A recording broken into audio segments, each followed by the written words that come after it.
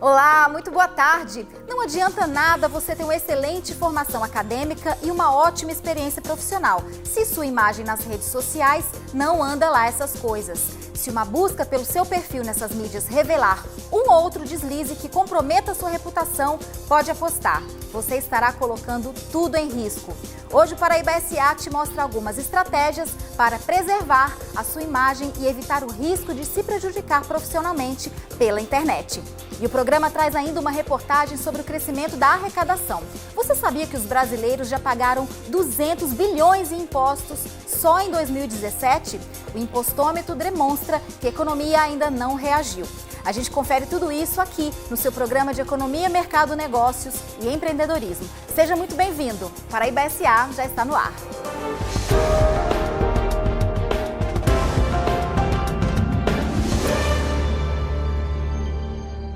Segundo um importante site americano de recrutamento, mais de 50% dos empregadores entrevistados desistem de contratar um candidato após verificar suas postagens. Os candidatos não estão sabendo muito bem como utilizar suas redes sociais para o trabalho.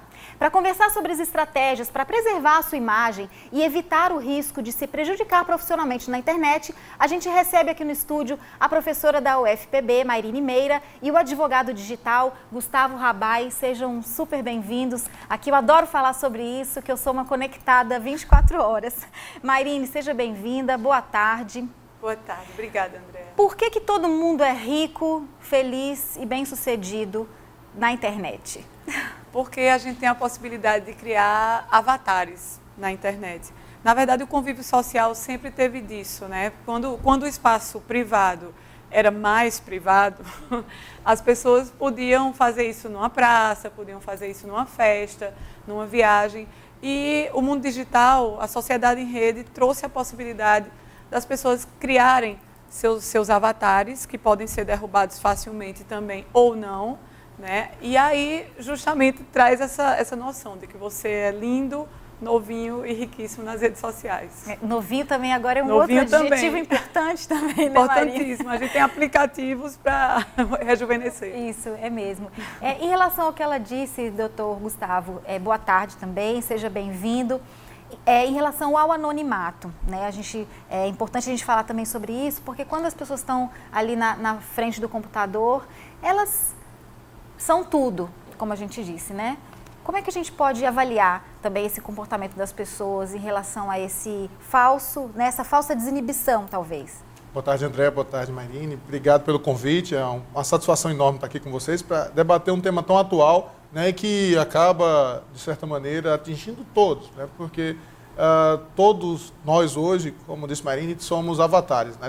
Nós temos uma presença no mundo real e temos uma presença também no mundo virtual. Ou seja, nossa imagem no mundo virtual é uma projeção das nossas interações sociais, né, no cotidiano, e elas às vezes podem passar algumas impressões negativas que nós não gostaríamos de sinalizar para o mercado, para a sociedade. E aos nossos desejos também, né? E os nossos desejos. E nós acabamos entregando de bandeja muitas informações privadas, de modo que hoje, com esse influxo de novas tecnologias, hoje em dia a gente já teve casos aí de monitoramento de personalidades e monitoramento de pessoas comuns. Nós tivemos pessoas comuns que se transformaram em personalidade porque havia uma mega exposição dessas pessoas e, por fatos bons ou ruins, não importa, elas acabaram se transformando em celebridades da internet. E até mesmo para a nossa segurança, né? Hoje nós temos drones, aqui, inclusive relatados aqui em João Pessoa, casos de drones, né, de equipamentos que são equipamentos eletrônicos, né, que funcionam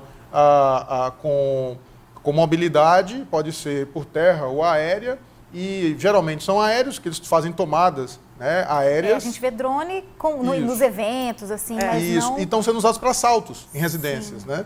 Então, às vezes não é bom deixar o endereço, porque os larápios, os inimigos, né, do alheio, eles hoje já dispõem também dessas novas tecnologias, eles podem fazer uma investigação do que a gente chama de track record, ou background das pessoas na internet, tudo que a gente vai depositando, e a internet vai coletando aquelas informações, e depois vamos nos tornando alvos. Antes eram só personalidades e governos. Hoje nós temos também a questão do controle, do monitoramento das pessoas comuns, e a gente tem muitos casos desses. Sobretudo aquelas pessoas que, mesmo comuns, elas podem se transformar num perfil monetizado, elas podem se transformar num ativo digital que é exatamente essa nova linguagem. Ou seja, as pessoas hoje, no meio da internet, elas transformam em uma nova persona. E elas podem ter na vida digital uma influência que elas jamais teriam no mundo real. O fenômeno dos youtubers, por exemplo. E isso é uma coisa que tem que ser controlada, porque a gente não vive só o hoje, a gente tem que pensar também no futuro. Daí tem problemas como o direito ao esquecimento, se a gente pode obter uma limitação do que é dito sobre nós na internet, e é onde entra o direito. E a questão do anonimato, que você frisou bem, porque as pessoas se sentem empoderadas para falarem o que bem entenderem, ofenderem. E aí existem limites, né? Existem limites e possibilidades para você ter uma presença digital. Pegando o gancho nisso que você está dizendo, muita gente perde o controle porque embarca no efeito da desinibição online. A impressão de que está atrás de uma tela significa o anonimato dar uma falsa proteção e pode aumentar a vontade de se expressar e até instiga a agressividade. Veja na nossa reportagem. Hoje em dia, as redes sociais estão presentes na vida de praticamente todo mundo. Isso faz com que os perfis na internet se tornem vitrines profissionais e pessoais. Por conta disso, é grande o número de empresas que procuram informações sobre os seus candidatos ou que até monitoram o que os seus funcionários escrevem ou compartilham. Ana Carolina é consultora de seleção. Ela é contratada por empresas para fazer o recrutamento de candidatos. De acordo com ela, as redes sociais sempre são importantes no trabalho de recrutamento profissional. A rede social veio para agregar, né? Claro que é uma ferramenta a mais, é um plus a mais. Nós, como recrutadores, por exemplo, em algumas determinadas vagas que exigem, né, um perfil mais rebuscado, um nível gerencial, então, quer queira, quer não, faz-se importante, em algumas vezes, a gente dá uma busca, né, de conhecer um pouco mais do comportamental, da vida pessoal, né, daquele candidato, do que ele nos apresentou na entrevista, né, o tete-a-tete, como diz, e a gente conhecer um pouco como é que é a vivência dele, né, perante algumas questões relacionadas à política, à economia. Então, nos ajuda. Segundo a consultora, as situações mais comuns são as divergências de informações, ou seja, na entrevista a pessoa mostra uma postura que é contrariada no mundo virtual. Já aconteceu casos de, por exemplo, determinado candidato ter uma expressividade maior em termos religiosos, né, se colocar de maneira um pouco mais, como é que eu posso dizer, fervorosa, né, e de repente aquilo ser um posicionamento que você tem que, né? Então, é como eu digo, a gente não pode nem ser tão generalista, mas também não pode ser simplista demais. Então, a gente tem que tentar dosar o que é que a gente quer adquirir daquele candidato e o que é que a gente vai estar vendo na rede social quando necessário, né, para a gente poder podar e verificar até que ponto aquilo é positivo ou negativo, né, para determinada função na qual ele está participando. E para não errar nas redes sociais, Ana Carolina aconselha: sempre ter cuidado, o bom senso, partindo do princípio, né, com postagens, fotos. Então, nada que você sinta que pode lhe prejudicar perante, né, o âmbito profissional e análise de determinada empresa que possa estar visualizando e você nem imagina. Você que usa as redes sociais com frequência já deve ter se deparado por aí com muitas frases de desabafo, indiretas para o chefe, pessoas que realmente utilizam os perfis como confessionários, um ponto extremamente negativo. Esta internauta postou uma foto no próprio trabalho com a hashtag "Trabalho chato, não aguento mais". Este outro funcionário publicou uma foto com a hashtag "De boa, enrolando, trabalho chato". Esta outra diz que odeia o emprego. Nesta situação, o caso foi bem mais grave. O estagiário chegou a ser demitido por conta de uma publicação em sua rede social. Na postagem, ele tirou uma foto dentro do próprio ambiente de trabalho e publicou: procurando alguma feminista para descarregar o caminhão. Direitos iguais até chegar à carga de cimento. Situações assim são mais frequentes do que se imagina, mas tem gente que está bem atenta no que publica. É o caso da Raquel. As redes sociais, para mim, ela é de grande valia, não só para a comunicação, né, e também para postar, para divulgar alguma coisa que eu julgue que seja relevante, né? Para quem tem acesso às minhas informações, vai conseguir obter alguma informação ali relevante no que eu posto. Eu acredito que as redes sociais ela tem uma utilidade, mas ela é uma faca de dois gumes. Então, se você não souber utilizar, você pode conduzir de uma forma ruim, né? Ou então mesmo você se prejudicar. Mayrine, a gente viu na nossa reportagem, né, o poder realmente da internet, essa agressividade muitas vezes das pessoas, né, em achar que nada vai acontecer com elas porque elas estão ali do outro lado. O poder do influencer, ele é praticamente uma nova profissão, né, essa de influenciador. E assim, toma um espaço considerável, né? Em várias redes sociais, por exemplo, você tem uma que eu acho perigosíssima, que é o Snapchat, e que Por o quê? Instagram, justamente pela questão do que o Gustavo falava, como é em tempo real, tem gente que se liga. Por exemplo, quando eu faço o Snapchat, eu coloco no avião, modo avião, e só chegar em casa ou em outro lugar, eu vou postando paulatinamente. Só que a grande maioria, eu faço isso porque eu dou aula de e-commerce, eu tenho essa questão essa preocupação com redes sociais, dou palestras sobre isso, mas eu sei que a maioria não faz isso, né?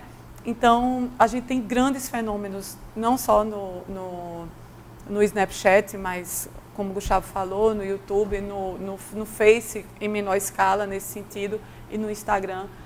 E, assim, claro que a gente sabe que um dia se apagam, né? Isso não é para sempre, mas que, assim, viraram celebridades instantâneas, com grande peso na opinião, né? Com informações que eles dão, que às vezes não tem por falta de estudo, por falta de pesquisa, talvez não tenha tanta consistência.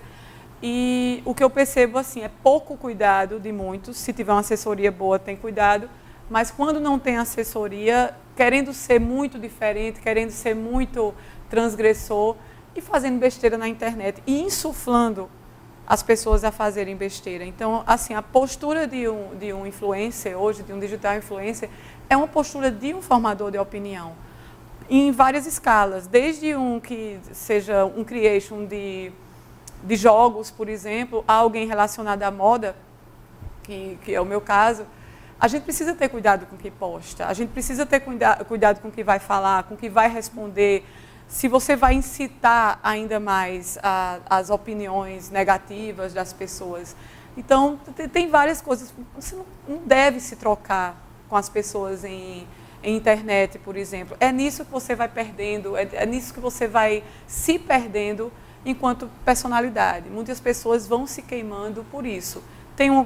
Chama pessoas agressivas para si e tem uma grande maioria que não, que espera de você uma postura mais afável, uma postura sincera, uma postura real dentro de um campo tão digital e tão diverso, mas que seja algo afável. Assim, de agressividade as pessoas já estão cheias, né? Eu quero falar sobre as consequências de um mau uso daqui a pouquinho, depois dos comerciais. A gente vai agora para um rápido intervalo. Daqui a pouco o Paraíba S.A. volta a falar sobre imagem profissional nas mídias sociais. Até já.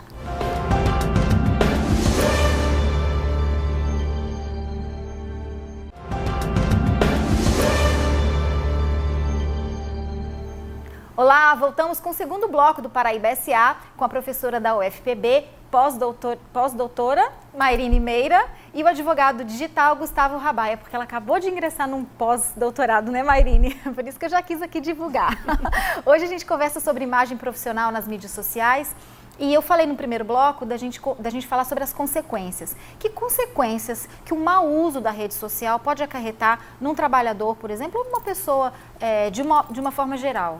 Bem, eu diria que, assim, de uma maneira geral, as pessoas ficam muito expostas a reverterem opiniões contrárias ao que elas próprias pensam. Às vezes você faz um comentário num tom e o papel aceita qualquer coisa. Da mesma forma, o teclado. Então, aquilo que você escreve na frieza do teclado, ela pode representar uma impressão negativa sobre o que você falou, até que você falou talvez em tom irônico, ou em tom de brincadeira, e as pessoas levam isso a sério, e aí pode ser enquadrado, inclusive, em algum tipo penal, em algum crime, né?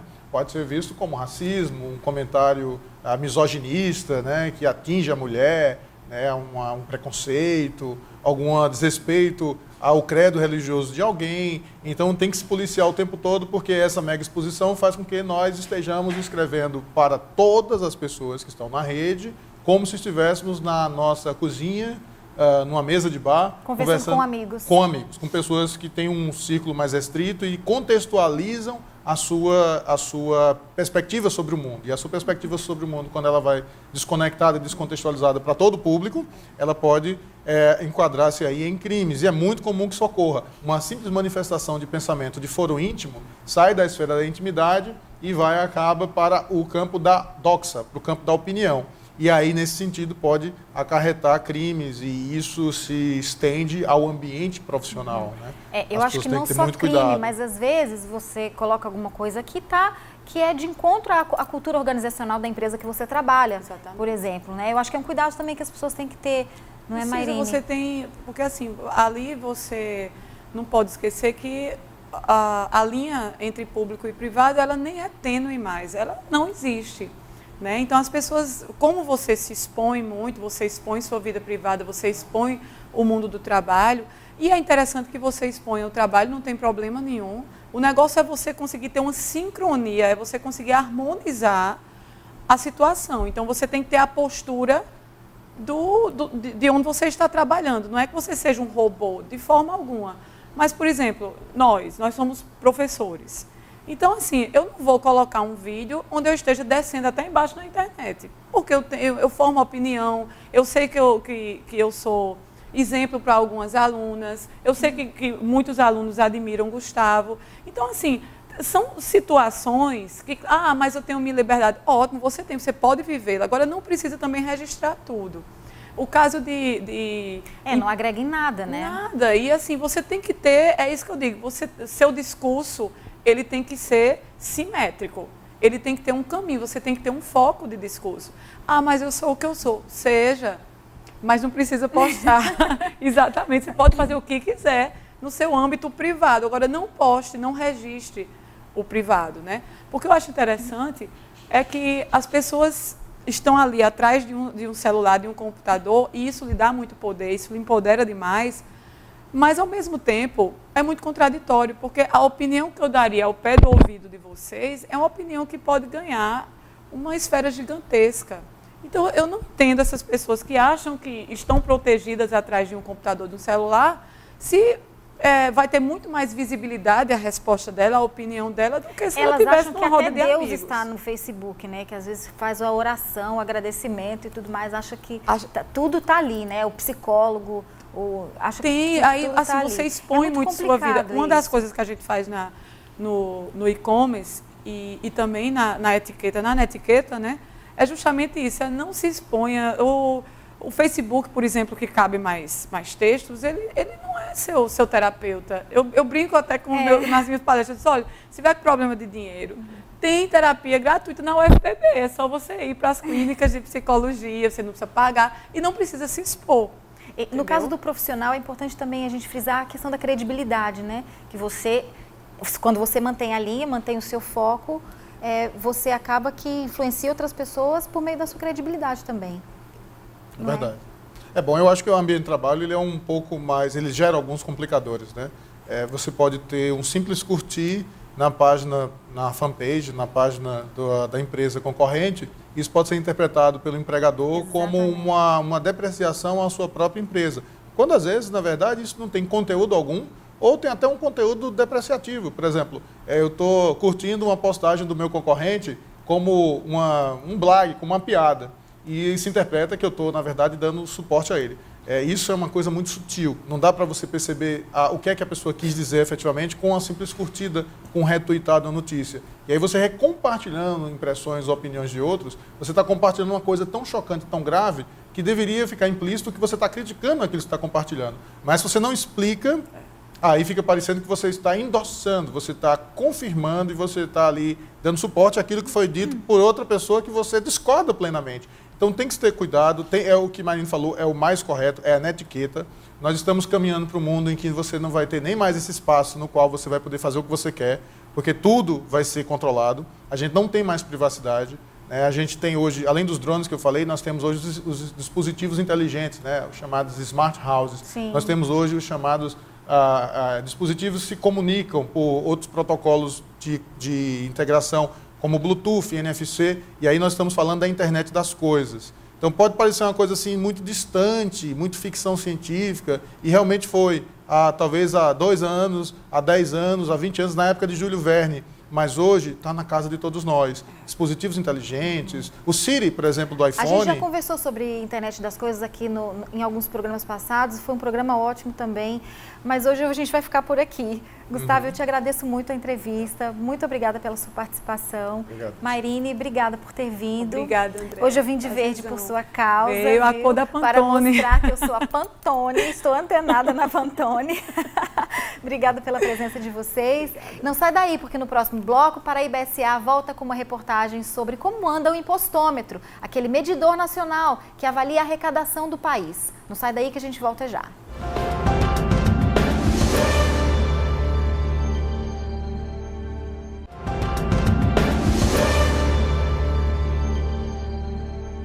Oi, voltamos com Paraíba SA. O impostômetro atingiu a marca de 200 milhões de reais.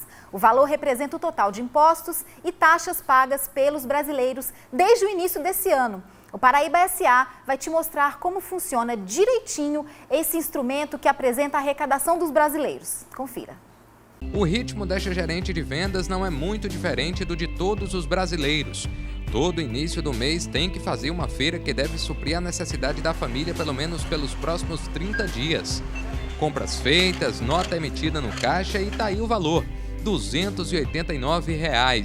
Mas adivinha quanto ela pagou só de imposto? Acredite, R$ 55. Um absurdo. O brasileiro que trabalha no dia a dia realmente tem uma dificuldade. Uma dificuldade enorme. A gente trabalha 2 dias para receber esse valor praticamente, né? Pesa bastante, né, no orçamento. Bastante. Este outro consumidor é um daqueles que está bem atento e sempre olha o valor dos impostos na nota emitida pelo caixa. Nesta compra de R$ 200, pagou 40 só de imposto.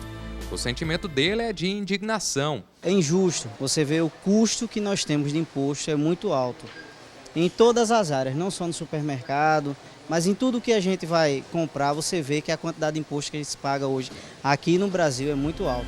O impostômetro, ferramenta que mostra diariamente a arrecadação dos brasileiros para o governo, funciona assim. Uma rede automatizada recebe os dados de todo o Brasil e informa os valores em um painel, criado pelo Instituto Brasileiro de Planejamento Tributário. O mecanismo computa os tributos federais, estaduais e municipais e é atualizado em tempo real no endereço www.impostômetro.com.br. O impostômetro atingiu no último dia 27 a marca de R$ 200 bilhões. No ano passado, esse mesmo valor foi atingido 4 dias depois, o que demonstrou um aumento de um ano para o outro.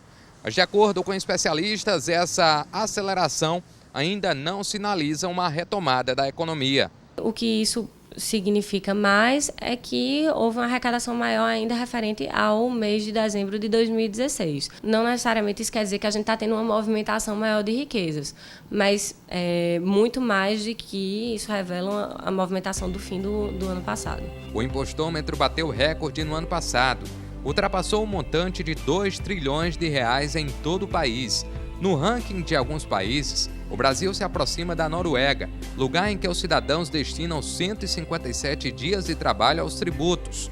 A diferença é que lá o retorno vem em termos de qualidade de vida e as pessoas podem usufruir de serviços públicos de qualidade, como saúde e educação, diferente do Brasil, onde se paga muito e não se tem o retorno esperado pela maioria. Não é novidade que o brasileiro realmente tem uma carga tributária bastante alta. Isso aí, desde os anos 90, que a gente vem percebendo um aumento da carga tributária digamos assim, de 1995 para cá, a gente teve um aumento aí de cerca de 40%. Hoje em dia, a gente tem uma carga tributária de aproximadamente 35%, isso fazendo um parâmetro com o PIB, que geralmente é a forma como se mede a carga tributária.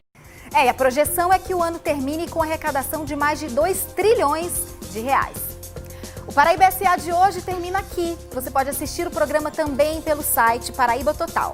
Para você, uma semana produtiva e cheia de boas notícias. Até sábado que vem. Tchau!